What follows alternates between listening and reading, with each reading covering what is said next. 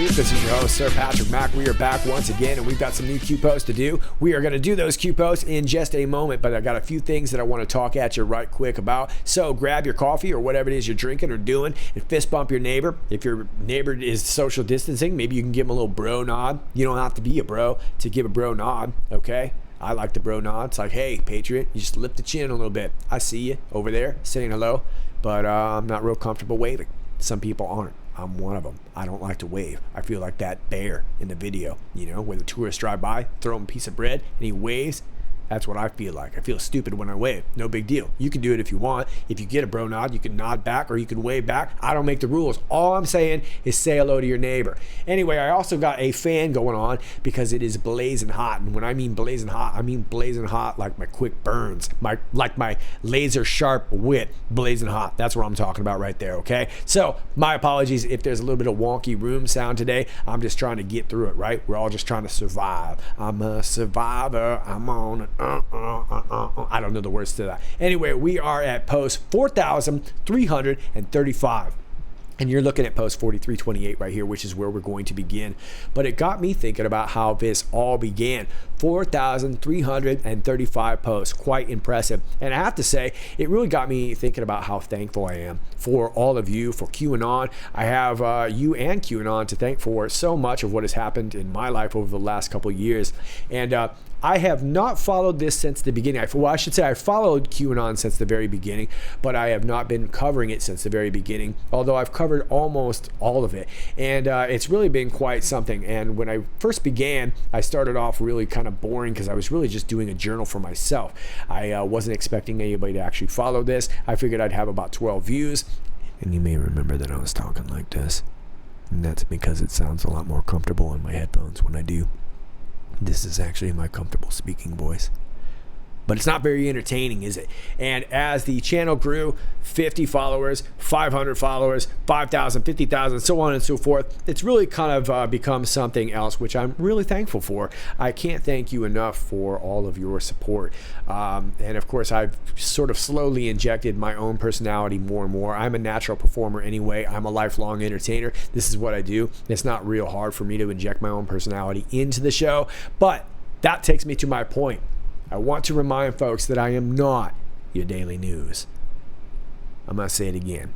I am not your daily news. Now, Q has been posting daily, and I'm trying to keep up with Q, so I've been posting daily. But when Q does not post, I'm probably going to be taking a little break, mostly because I need that time to do more deeper research, things that lead me to do projects like the Weatherman projects and things like that. I've got a lot more projects like that I'd like to bring to you in the near future.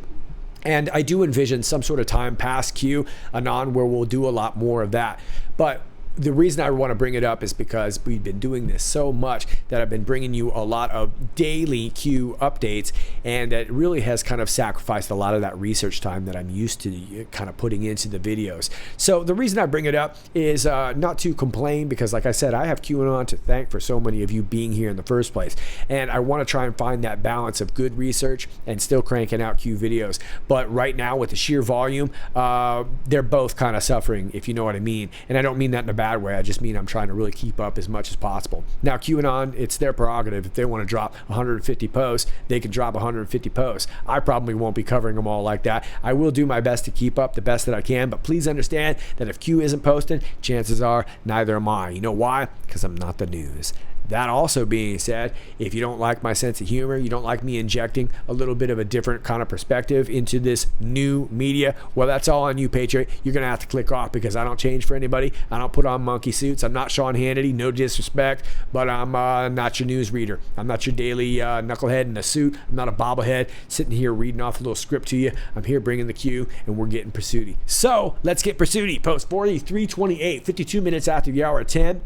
We get this Twitter status to Nancy Pants Pelosi, who says voting at home shouldn't be a question of politics. It's a health issue. Even though I'm not wearing my mask anymore, I'm wearing my little neckerchief with the roses on it around my neck. No American should have to choose between their protecting their health and exercising their right to vote. Okay, well, last I checked, being outside was healthy, right? Going to the polls, maybe getting a little exercise, putting on the walking shoes, walking to your local polling center. That's the best way to not only preserve our republic, but to get a little bit of sunlight, a little bit of vitamin D. Make sure you don't get the Rona, which incidentally, I don't have. Was this ever about the health and well-being of the people? Was this ever about the virus? Or was this always about the election? Well, we can talk till we're blue in the face about this virus, right? And we kind of have. But I think we realize that this whole thing was manufactured to keep us inside. And I think this is affecting, obviously, people around the world. It's not just Americans. But so much of what goes on around the world hinges upon this American presidential election. So I think we all know the deal. We know what Nancy Pants Pelosi is all about. And now, of course, that they can't scare us so much with the Rona, they're trying to scare us with all the race baiting and all the violence and stuff like that going on out in the streets. You know what this is about. This is about keeping you home, making sure that you mail in those ballots so that the election gets rigged and they can do whatever they got to do to make sure that the mail-in balloting is what happens so that they can get their power back. You know the gig. You know the deal. You know the thing. You know the thing. Like Joe Biden says, the thing. You know the thing. Let's do the thing. Post 4329, 5 minutes after the hour of 11. We get a few Linkingtons right here. The first one takes you to Fox. Cuomo granted immunity to nursing home executives after big money campaign donation report. Yikes, that doesn't sound good considering that that's where all the people that actually can get the Rona are living, right? This is affecting our older people.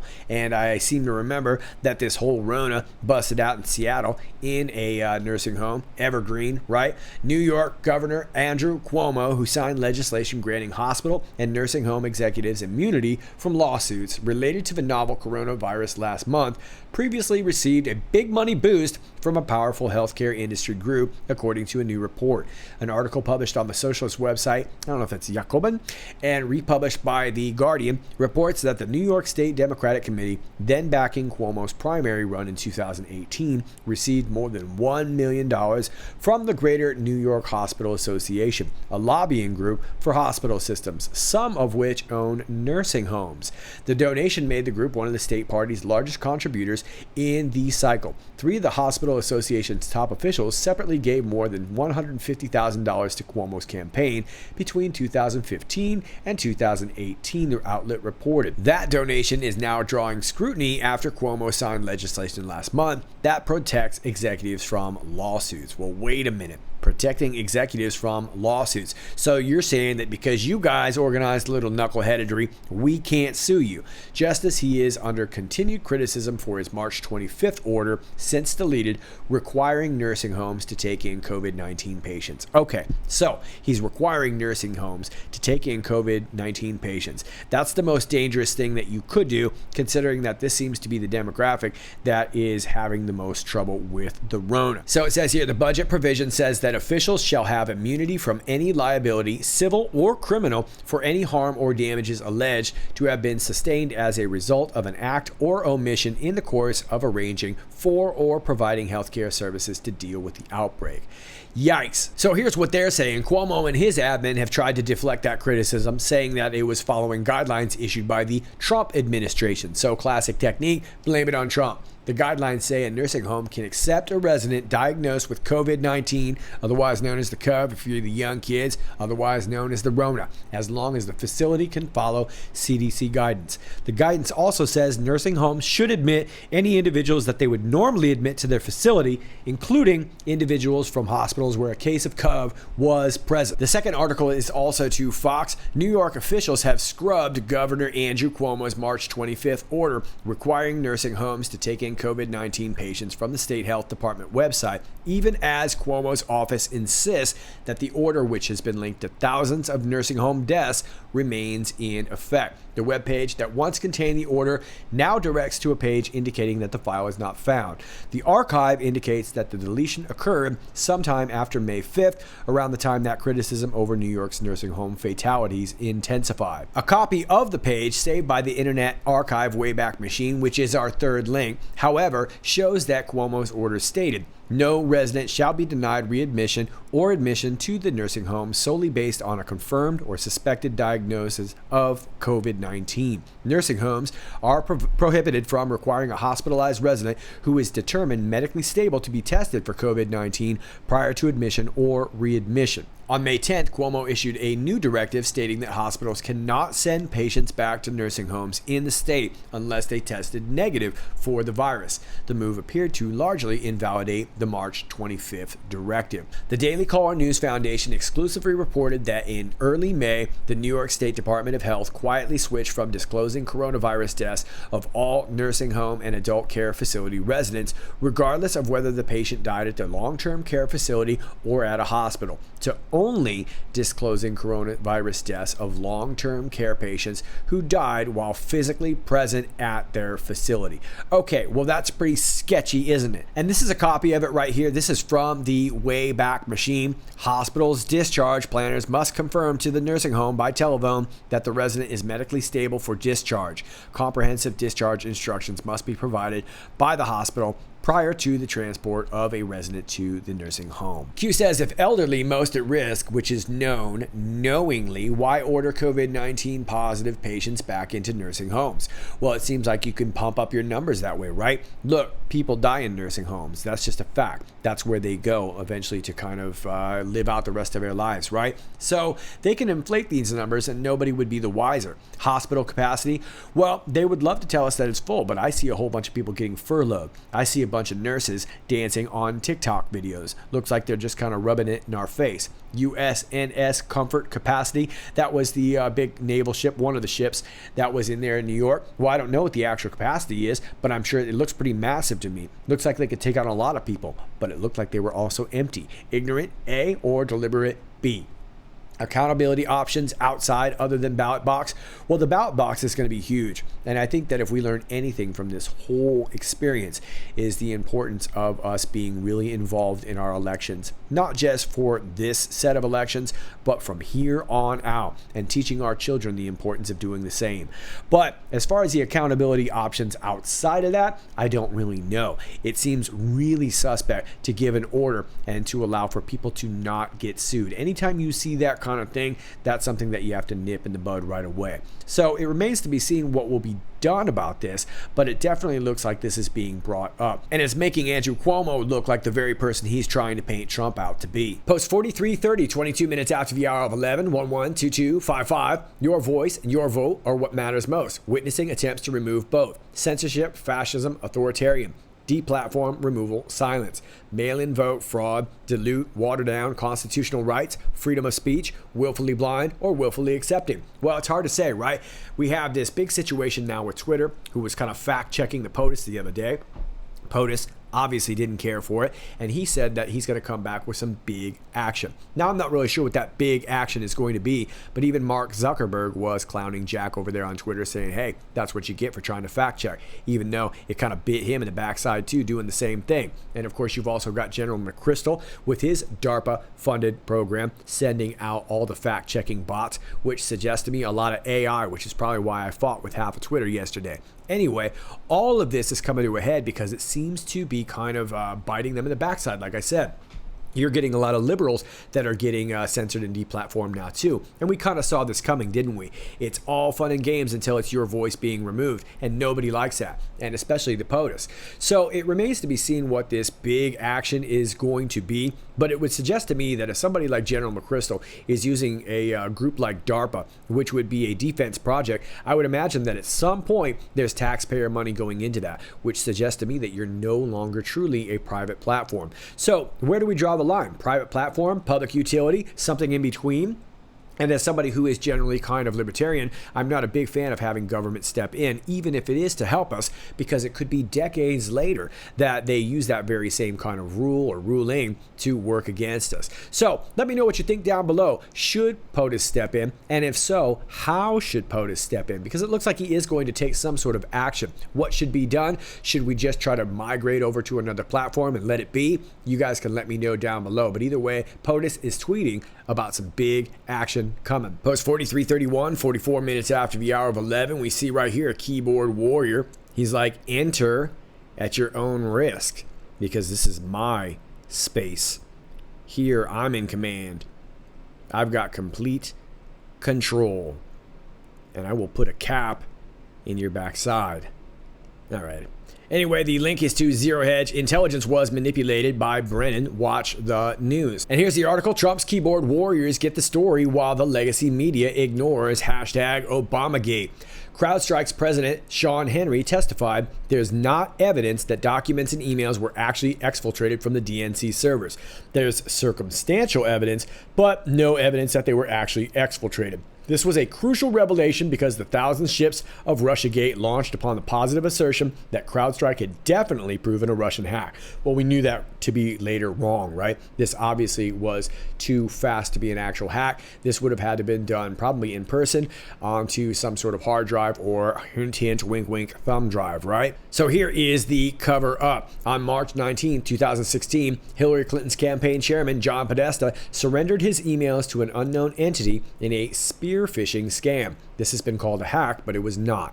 Instead, it was the sort of flim-flam hustle that happens to gullible dupes on the internet. The contents of the emails were beyond embarrassing. They showed election fraud and coordination with the media against the candidacy of Bernie Sanders. The DNC and the Clinton campaign needed a cover story. There already existed in Washington brooding suspicion that Vladimir Putin was working to influence elections in the West.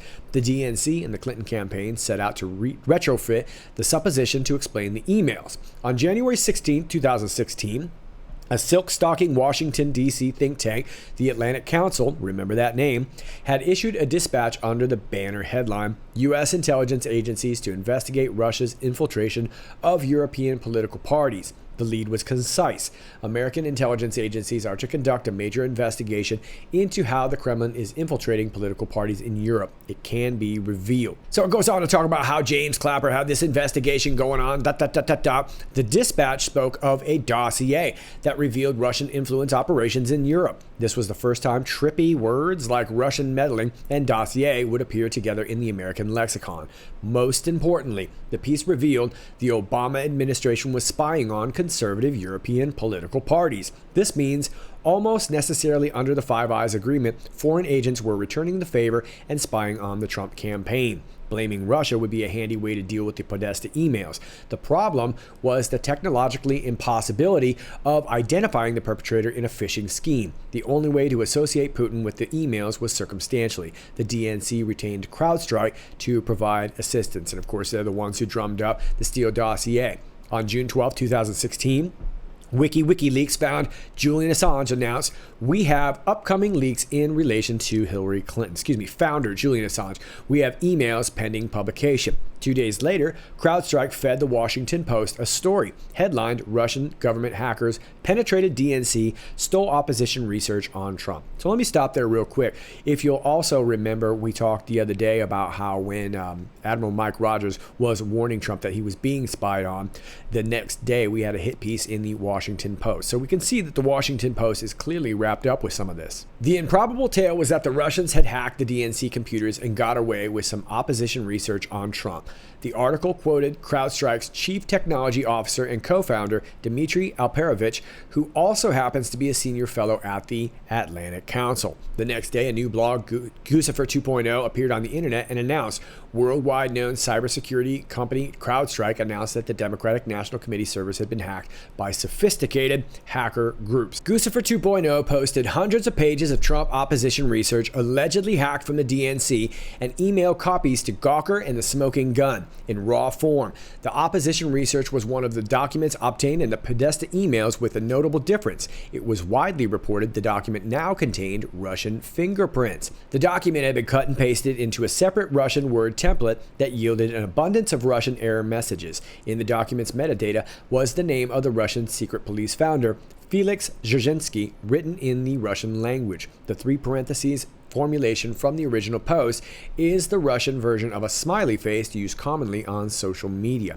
In addition, the blog's author deliberately used a Russian VPN service visible in its emails, even though there would have been many options to hide national affiliation. Okay, so they're showing you right there that they weren't really trying to hide this. They were trying to have it found. So you probably remember this story, and this was Trump's response. Trump protested by stating the obvious. The federal government has no idea who was behind the acts. The FBI and CIA called him a liar, issuing a joint statement that cited Guccifer 2.0, suggesting 17 intelligence agencies agree that it was the Russians. Okay, well, I think that we were able to figure out that that wasn't the case, and that's what this is really all about. The media's fact checkers excoriated Trump for lying. This was the ultimate campaign dirty trick, a joint operation by the intelligence agencies and the media against a political candidate. It has since been learned that the 17 intelligence agencies' claptrap was always false. Those responsible for the exaggeration were James Clapper, James Nobody's Homie Comey, and John He's a Brute by Menon Brennan. On December 22, 2016, CrowdStrike caused an international stir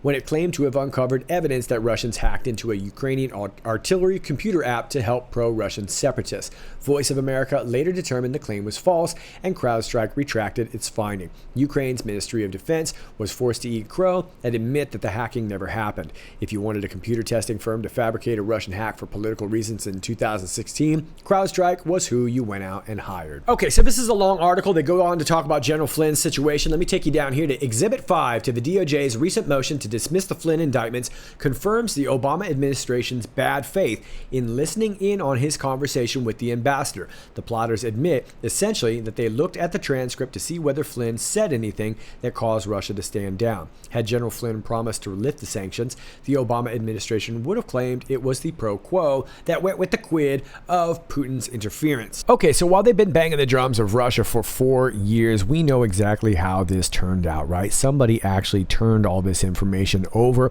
and it was not hacked the way that CrowdStrike would like to claim that it was. But this was just another part of the defensive maneuver, if you ask me. The spying had gone on for long enough. They realized that they were getting caught, and of course they decided to pretend that they were having their own investigation, if you will. If you'll remember John Podesta, who had this password of password, all of a sudden got hacked. Well, of course you're going to get hacked when your password is password, you knucklehead. So this is how it all went down. But the fact of the matter is that Brandon was the one who orchestrated all of this. Brandon was the one with all the intelligence officials out there in Ukraine. He was the one with all the think tanks. And of course, he was reporting to Obama in the presidential daily briefs, which means that Obama knew about all this. And it's because of some poor DNC staffer that ended up deciding to, whether it was just a moment of clarity or if it was just simply very, very apparent to him that he needed to do something, tried to speak up. And of course, we all know what happened to Seth Rich shortly after that. But I think the important takeaway here is that it's all coming out again in the media. And now that the coronavirus is not really dominating the news the way they'd like it to, something else has to take its place. And this is a perfect story to do so. In 43:32, 48 minutes after the hour of 11, we get an excerpt from the Declaration of Independence. And if you don't mind, I'll let you read that. I'm sure you probably have read it before. And if you haven't, you better. And Anon is saying, "Member this Q." And of course, Q is acknowledging, saying, "Yep, true that, my brother. True that, my sister. True that." Post 43:33, 1 minute after the hour 1, we get a CBS quote-unquote news link, and it's another hit piece on QAnon. This time, it's an interview, and this guy's name is Dan, but if you've watched my quick burns, I call him Skyler. Let's see what he has to say, and I'll inject my snark as we go along. Dan, first help us understand QAnon. Followers Dude said QAnon. are entrenched in American politics, and they call themselves patriots. What is their worldview of Washington and the political arena? Yeah, so we have talked about this group QAnon for the last 18 months or so in the context of them being a hard right and fringe conspiracy group. Okay, we have talked about them in a context of being a hard right, fringe conspiracy group. So notice that he actually told the truth there. We have talked about them in a context. So this organization, this group, believes that there is a, air quotes, deep state conspiracy to take down Donald Trump connected to cannibalistic Democrats who also are involved in pedophilia and child trafficking. None of this is true. Okay, all of it is partially true. And that's what he does. He takes a little bit of the truth and he conflates it all together to make it sound so extreme that there's no possible way that you could believe it. Well, the fact of the matter is that there's some Democrats that are definitely not pedophiles, and there's some Democrats that are definitely not getting into the cannibalism and whatnot. But I think that we know from a lot of cases, including this Planned Parenthood case that we just talked about yesterday, that some of that is also not true. Looks like Skyler needs to fact check from factcheck.org. But it was born through message boards like 4chan, then later 8chan, which rebranded as 8kun and is now hosted in Russia. Again, none of these conspiracies are true. Okay, CBS News is also posted in Russia, Skyler. However, the group has migrated from those fringe elements into mainstream politics. Translation: QAnon has gotten more popular. Again, over the last 18 months or so, and now we are seeing them at places like DNI and in Congress, really important jobs where facts matter. And that scares the hell out of you because your factcheck.org sites don't work so well with us, right? Your little Facebook fact checking, your little Twitter fact check bots, they're not really holding up, are they, Skyler? Yeah, you sort of threw out a couple of their conspiracy theories, and it may sound like super wacky, but you point out that the FBI is actually now taking it seriously. And I kind of like, it's hard to say QAnon is a group because it's a very, very loose group. I mean, we're talking about an anonymous person that sort of leaves these sort of hints or breadcrumbs online. One could be one person, could be many people, we don't really know. And then individuals who are drawn to this information, I'm putting that in air quotes. We putting you in air quotes too, knucklehead. All right, so you get the idea. They're just up here to talk smack. This guy's Skyler, and they're going to be part of my next quick burn, so you'll see more from them real soon. Q says, when do you expend ammunition? Well, you sure don't do it when you don't need to, right? You do it when your butt hurt and your back's up against the wall like Skyler and his little band of merry knuckleheads. HRC direct attack regarding Q. Yeah, she came out the other day saying, wow, these guys are really coming after me. I don't know why they don't like me so much. I wonder if it's because of Haiti. I wonder if it's because of the special access programs that I sold to China that got us in this mess in the first place. Why?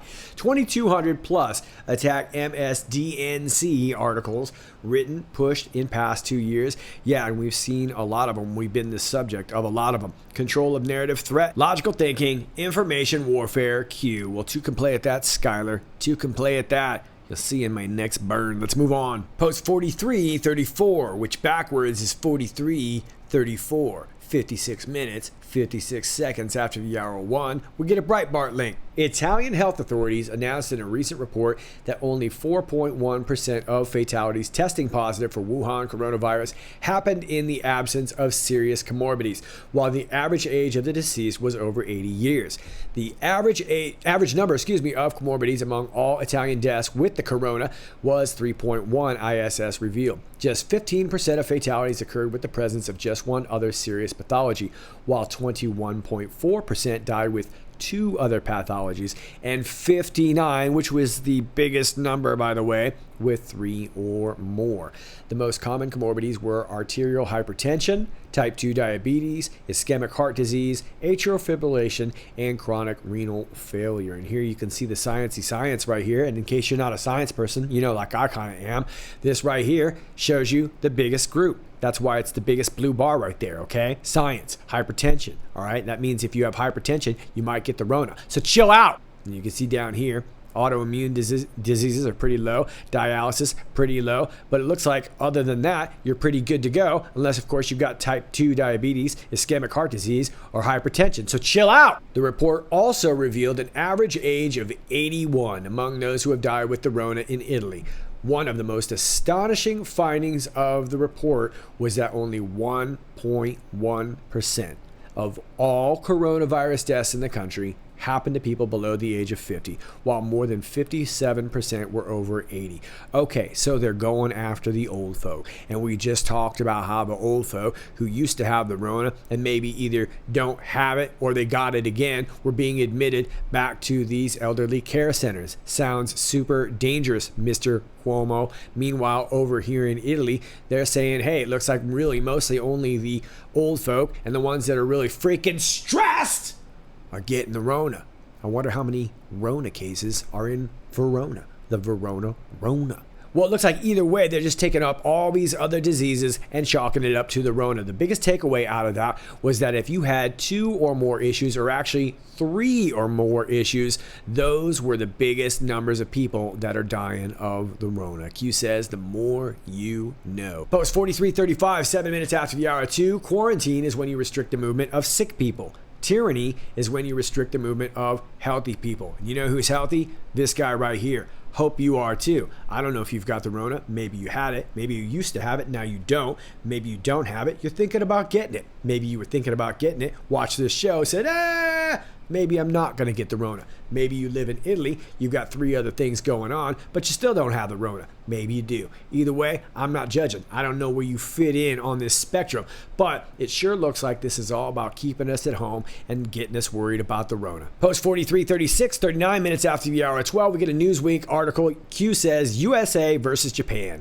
Reconcile critical thinking. From quote-unquote Newsweek, Japan's Prime Minister Shinzo Abe has announced the end of his state of emergency declaration for the novel coronavirus pandemic, with just 851 deaths reported and without ever implementing a lockdown. I have decided to end the state of emergency across the nation, Abe said during a televised press conference on Monday.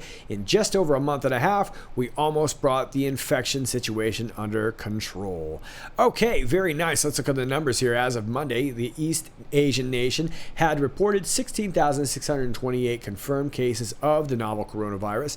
Of those infected, 13,612 have already recovered, which is most of them, and 851 have died. Tokyo, the nation's capital with 14 million residents, was the hardest hit part of the country with more than 5,100 cases. On Monday, the city reported just 8 new infections. Okay, so this is really good news. While Japan never implemented stringent lockdowns like those in parts of China, many European countries and the US, it barred foreigner travels who had recently visited many hard-hit countries and urged residents to adhere to social distancing guidelines. Restaurants and shops were also required to close earlier than normal. Karaoke bars, live music venues, and gyms were shuttered and will remain closed in the coming weeks. It's unclear why Japan has a relatively low infection rate. Maybe it's because they're an island, and a comparatively small number of deaths due to COVID-19. Abe has faced criticism for taking little action to curb the virus spread, as many other nations implemented stringent lockdowns. Okay, so this is really good news. Our friends over there in Japan are having a lot of success here, and they didn't have to bother shutting down much. So this is really good, and hopefully they will be able to recover a lot quicker, as this is going to be a bigger problem for a smaller nation. As a matter of fact, they are going to be paying partial travel and partial hotel stays in some cases for travelers to come to their country, because they really need to jumpstart their tourism industry so badly. So it's nice to see them back. And of course, this is just more ammunition for the United States to say, hey, look, it's time to lift this lockdown and get on going. Speaking of getting on going, I'm going to get on going so I can get on going to uploading this video so that you can get on going to watch it right now. As always, if you like this video, please click like, share, and subscribe. All my alternate links are down below. My P.O. box is down below. My Patreon is down below if you want to support the channel. It's all in the video description. Until next time, this is Sir Patrick Mack. Stay funky.